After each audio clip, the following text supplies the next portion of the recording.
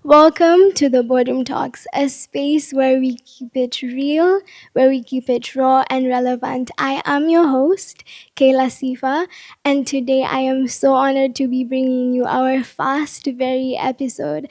Our topic today is becoming her, how I learned to become confident.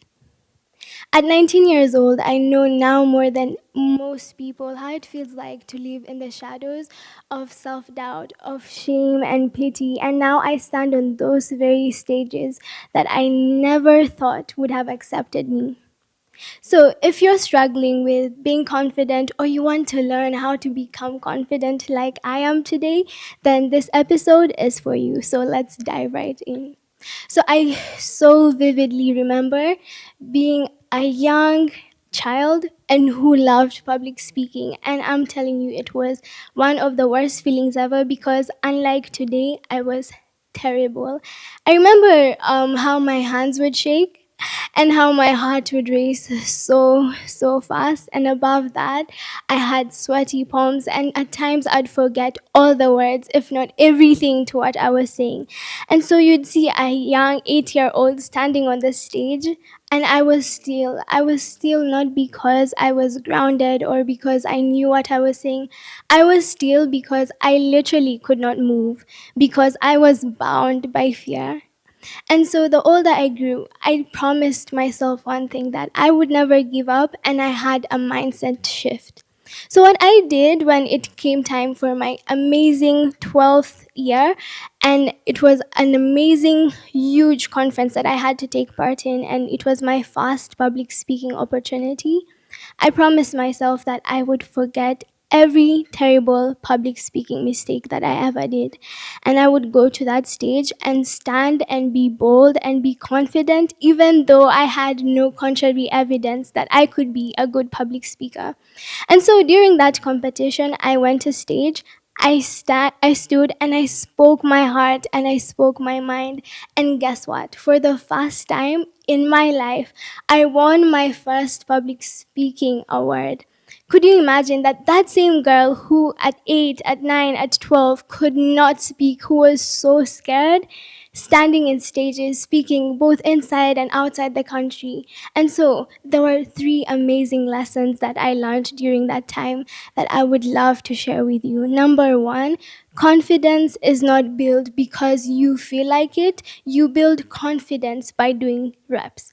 So, how did I build my confidence? I built my confidence by doing whatever I loved, doing it scared, doing it times when I knew I embarrassed myself. I did it when I felt ashamed. I did it when I was so scared of what outcomes I would get.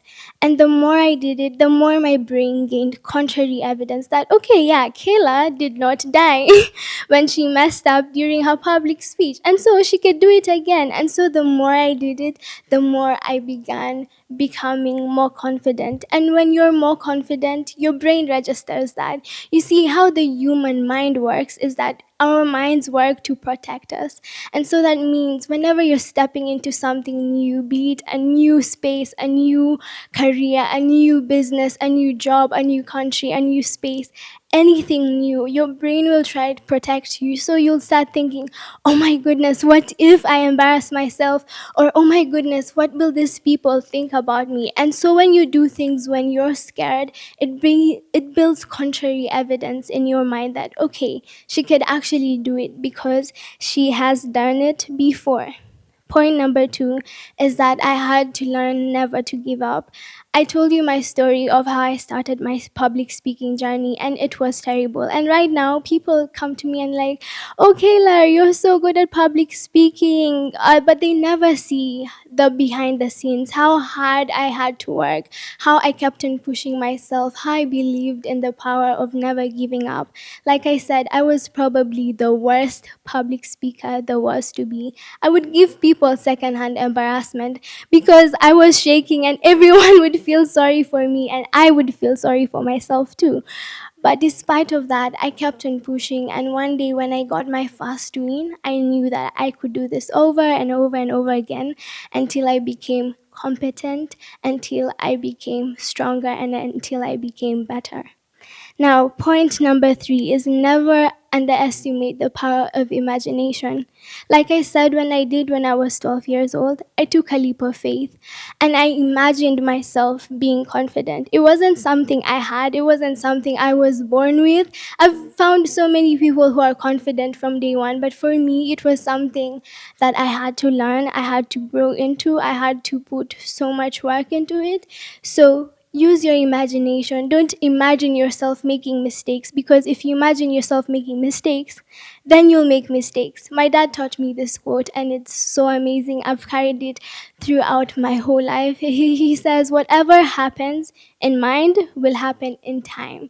I always remember that. So, whatever I have in my mind, whether it's good, whether it's positive, whether it's negative, whatever you feed into is whatever you will receive. And so, when I changed my mindset from thinking about the mistakes I made, I stopped making those mistakes. I started becoming more confident. And the more I visualized myself being confident, the more people began believing in me. People invited me to different stages. People invited me to come speak at the conferences. Why? Because I learned how to build confidence. Well, it's time to say our sponsor. The sponsor for this video is the Wide Canvas, and I'm telling you guys, these are my go-to people for all your photography, videography needs. They will never let you down. And so if you have any events, any photography, any podcast that you want to do, I would 150% recommend the Wide Canvas.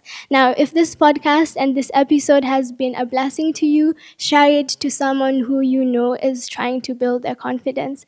Until then, we're rising together.